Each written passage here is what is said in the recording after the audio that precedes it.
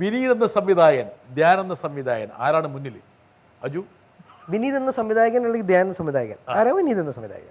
വിനീത് എന്ന സംവിധായകൻ. വിനീതാണ്. വിനീത് താഴെയാണ് ധ്യാൻ. പിന്നെ വിനീത് 3-5 സിനിമ ചെയ്ത ഒരു വ്യക്തിയാണ്. ഫസ്റ്റ് സിനിമ ചെയ്യാണ് വെച്ച് കമ്പയർ ചെയ്യുകയാണെങ്കിൽ മലർവാടിയും ലവ് ആക്ഷൻ ഡ്രാമയാണെങ്കിൽ ധ്യാൻ എന്ന സംവിധായകൻ കൂടുതൽ creative, spontaneous humour Dhyan. Vineeth script റെഡിയാക്കി. ഇപ്പം ധ്യാൻ സ്ക്രിപ്റ്റ് എല്ലാം റെഡിയാക്കിയിട്ടുണ്ട്. പക്ഷെ ധ്യാൻ ആ സ്പോട്ടിൽ എന്തെങ്കിലും ഒരു സാധനം എക്സ്ട്രാ വെർബലിയൊക്കെ മാറ്റും, ചില ഡയലോഗ്സ്. വിനീത് അത് തൊടില്ല. എഴുതി വെച്ചേക്കുന്നത് ഇത് ഒരക്ഷരം അല്ല മാറ്റാറില്ലല്ലോ. അണ്ണുകൂടെ അങ്ങോട്ടും ഇങ്ങോട്ടും മാറില്ല. ലൊക്കേഷൻസ് ഒക്കെ പുള്ളി പെർഫെക്ഷന് വേണ്ടിയിട്ടാണ് പുള്ളി ജീവിക്കുന്നത്. പെർഫെക്ഷൻ എന്ന് പറഞ്ഞാൽ അദ്ദേഹത്തിന്റെ ഒരു പ്ലാനിങ് ഉണ്ട്, പ്രീ പ്ലാനിങ് വേറെയാണ്. വിനീത് എന്ന സുഹൃത്ത്, ധ്യാൻ എന്ന സുഹൃത്ത്, ഇതിൽ ആരാണ് ഏറ്റവും നല്ല വ്യക്തി? ഏറ്റവും നല്ല വ്യക്തി വ്യക്തിപരമായി രണ്ടുപേരും നല്ല ഏറ്റവും നല്ല സുഹൃത്ത്. കുറച്ചും കൂടെ കാര്യങ്ങൾ ഈസി ആയിട്ട് കമ്മ്യൂണിക്കേറ്റ് ചെയ്യുന്ന ധ്യാനോടാണ്. മറ്റേ നേരത്തെ ഞാൻ പറഞ്ഞല്ലേ, എല്ലാം കൂടെ ഒന്നും പറയാൻ നമുക്ക് പറ്റൂല. അദ്ദേഹത്തിന് ഒരു ചമ്മല.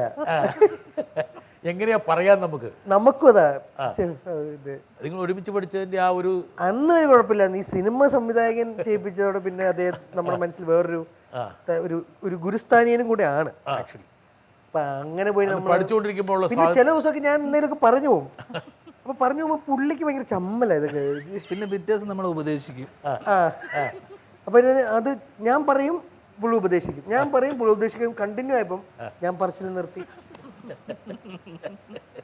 ലവ് ആക്ഷൻ ഡ്രാമയിൽ എപ്പോഴാണ് ധ്യാൻ വേണ്ട, വിനീത് മതിയായിരുന്നു എന്ന് അജുവിന് തോന്നിയത്? നമ്മള് സത്യം പറയണേ. അതന്നെ, അത് നമ്മള് ഈ ചില ദിവസങ്ങളില് വിശാഖിന്റെ അടുത്ത് വന്നിട്ട് നാളെ ഒരു 10 ലക്ഷം രൂപ വേണം കേട്ടോ. ഞാൻ നമ്മുടെ എത്ര ഉണ്ട്? നമ്മുടെ 50,000 രൂപ ഉണ്ട്. ഞാൻ പറഞ്ഞ എന്താ?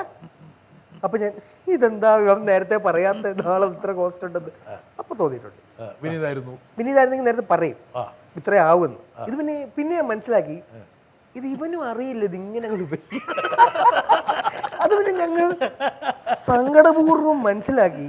എനിക്ക് എങ്ങനെ അറിയാൻ ആക്ച്വലി. പക്ഷെ തുടക്കത്തിൽ എന്നെ പ്രോത്സാഹിപ്പിച്ചു, ഇതൊക്കെ ഇത്ര ആവുള്ളൂ.